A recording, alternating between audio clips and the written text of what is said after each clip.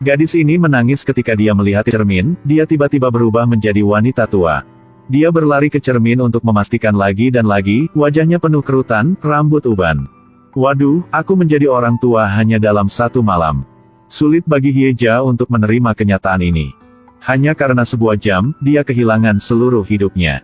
Jam tangan ini diambil di tepi pantai bertahun-tahun yang lalu oleh Hyeja.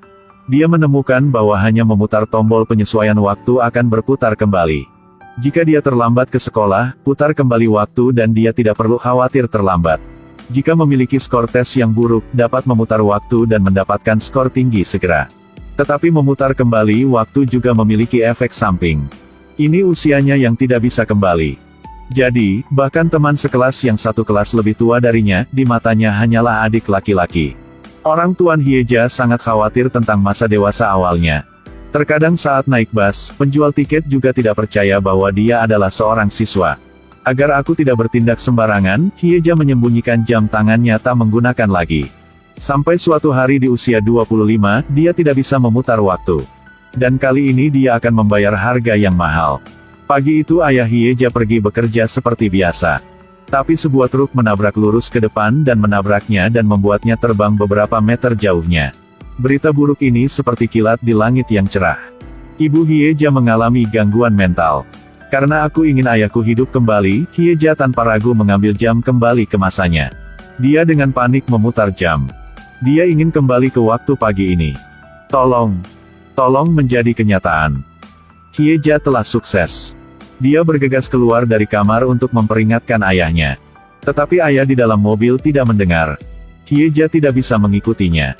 Dan yang menantinya masih adalah berita kematian ayahnya. Hyeja tidak menyerah. Ketiga kalinya dia mengeluarkan jam. Kembali ke masa lalu pasti akan menyelamatkan ayahnya. Kali ini dia berlari dengan kecepatan penuh tapi tetap tidak bisa mengejar. Ketiga kalinya karena dia berlari terlalu cepat, dia jatuh. Keempat kalinya dia jatuh lagi. Pada saat kelima dia menemukan ada sepeda di pinggir jalan. Meskipun tidak tahu cara mengendarai sepeda, dia masih harus mencoba. Sekali dia jatuh, lalu dia bangkit. Dia jatuh dua kali, dia melakukannya lagi. Jika gagal lagi, coba lagi. Tidak peduli berapa kali, Hyeja akhirnya tahu cara naik sepeda. Dia percaya bahwa kali ini dia pasti akan menyelamatkan ayahnya. Tapi dia tidak percaya bahwa meskipun dia tidak jatuh, ada mobil yang datang dari sudut jalan. Dia hanya menatap kosong pada ayahnya yang ditabrak truk lagi. Meski terluka parah, Hyeja memutar waktu sekali lagi. Meskipun dia bisa kembali ke masa lalu, rasa sakit di tubuhnya masih belum hilang. Dia menahan rasa sakit, terus naik sepeda. Karena, ayahnya adalah orang yang dia harus menyelamatkan. Setelah cobaan yang tak terhitung jumlahnya, jatuh yang tak terhitung jumlahnya, akhirnya menemukan cara untuk menyelamatkan ayahnya. Dia bersepeda untuk menghindari mobil yang melaju, lalu melaju dengan kecepatan penuh untuk menghalangi jalan ayahnya. Hyeja bangun di tempat tidur. Dia bergegas keluar dari kamar. Keajaiban telah muncul. Ayahnya tidak terluka dan sedang memasak. Bertemu ayahnya yang masih hidup, dia sangat tersentuh hingga matanya berair. Tetapi ketika dia melihat ke cermin, dia melihat pemandangan yang mengerikan. Gadis 25 tahun berubah menjadi wanita berusia 78 tahun hanya dalam satu malam. Dia tidak bisa menerima. Karena menyelamatkan ayahnya, dia kehilangan seluruh hidupnya. Dan orang tuanya ketika dia melihat gadis di depannya, dia tidak tahu harus berbuat apa. Hyeja putus asa, memutar jam lagi. Tetapi arloji tidak lagi bereaksi. Dia tahu bahwa tidak peduli bagaimana dia memutar kembali waktu, dia tidak bisa kembali. Dia mengunci dirinya di kamarnya sehingga dia tidak harus menghadapi tubuh tua dirinya. Tidak peduli berapa banyak keluarganya menasihatinya, dia tetap diam.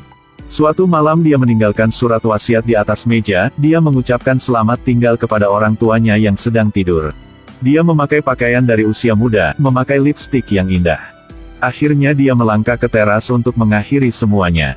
Harus pergilah. Pada saat ini, sepatu Hyeja jatuh ke tanah, mengenai seorang pria di bawah. Pemuda itu melihat seorang wanita tua dan segera memberi nasihat Hyeja. Anda tidak bisa mati jika Anda melakukan itu. Itu baru saja mematahkan panggul Anda. Dan kerabat Anda harus membawa Anda ke toilet selama sisa hidup Anda.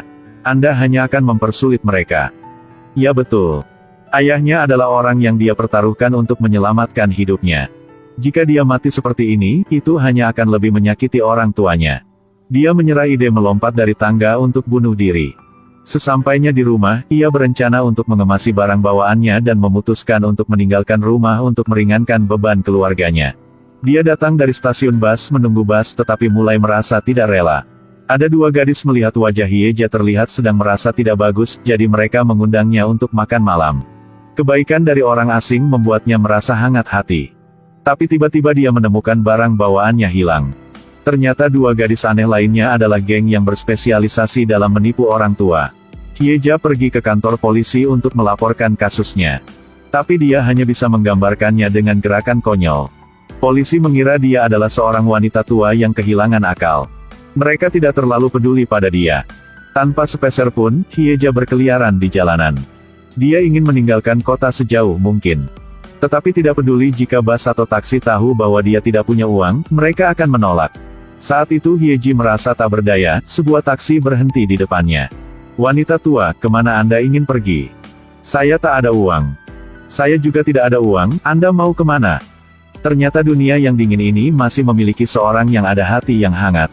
Sopir itu memberitahu Hyeja, menatapnya mengingatkannya pada ibu yang sudah meninggal. Karena dia sibuk dengan pekerjaan, dia tidak bisa melihat ibunya untuk terakhir kalinya. Ini adalah hal yang paling menyedihkan dalam hidupku. Mendengar ini, Hyeja merasa sedikit bersalah di hatinya. Pada akhirnya, dia tidak bisa menyerah pada kerabatnya. Bagaimanapun, dia masih ingat orang tuanya. Sesampainya di rumah, Hyeja memanggil orang tuanya ke ruang tamu. Dia berlutut di depan mereka. Ibu, ayah, aku maaf. Nanti. 청소 같은 거 Aku ingin melakukan segalanya dengan kekuatanku. 움직이니까 Hyeja menerima kenyataan bahwa saya sudah tua. Dia tidak lagi marah pada dirinya sendiri. Dia mulai mencoba menjalani kehidupan orang tua. Dia pindah dari rumah ke panti jompo. Dia menari dengan pria dan wanita tua.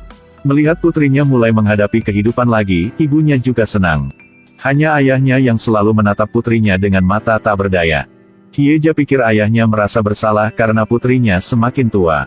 Jadi dia pergi untuk menghibur ayahnya. Ayah menganggapmu sangat aneh, bukan? Aku juga menemukan diri aku sangat aneh. Tapi aku memutuskan untuk menerima kenyataan. Karena aku melindungi hal yang paling berharga. 뒤집기에서는 겪어야 하는 일이었으니까. Apa yang paling berharga? Rahasia. Kata-katanya sedikit menyentuh hati ayah. Karena tidak ada yang lebih berharga dari persahabatan. Tapi melihat ekspresi ayah sepertinya ada misteri yang sulit untuk diungkapkan. Pada akhirnya dia masih harus menghadapi harga kembali ke masa lalu. Tapi dia tidak akan pernah meninggalkan keluarganya lagi.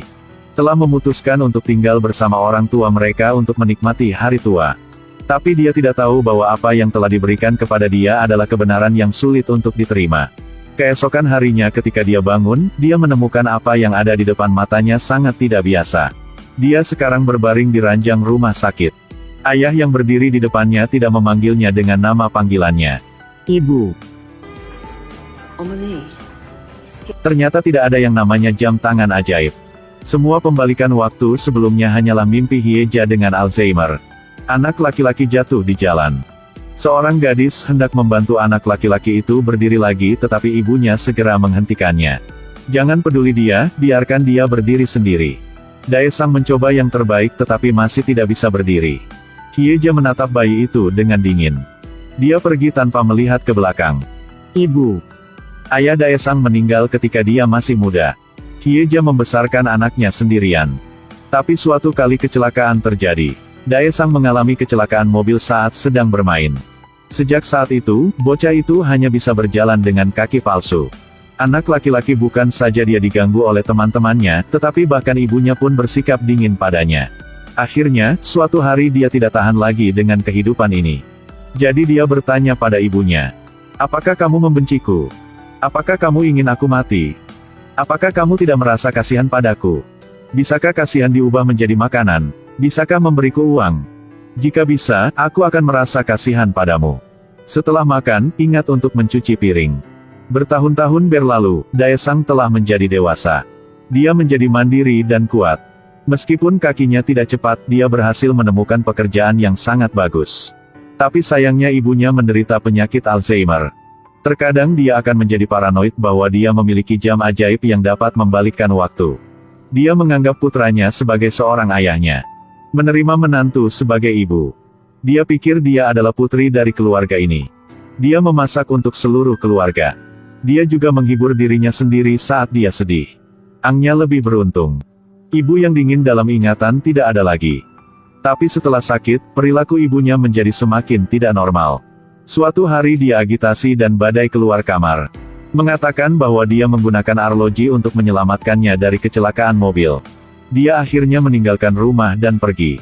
Ketika dia kembali, dia berlutut di depan seluruh keluarga. Meskipun dia tidak berperasaan, dia akhirnya harus menempatkannya di panti jompo. Ingatannya cepat memudar. Dia pikir menantu perempuan dia adalah pengasuh dia. Karena ingin melatih ingatan ibunya, Daesang mengajarinya bermain tangram.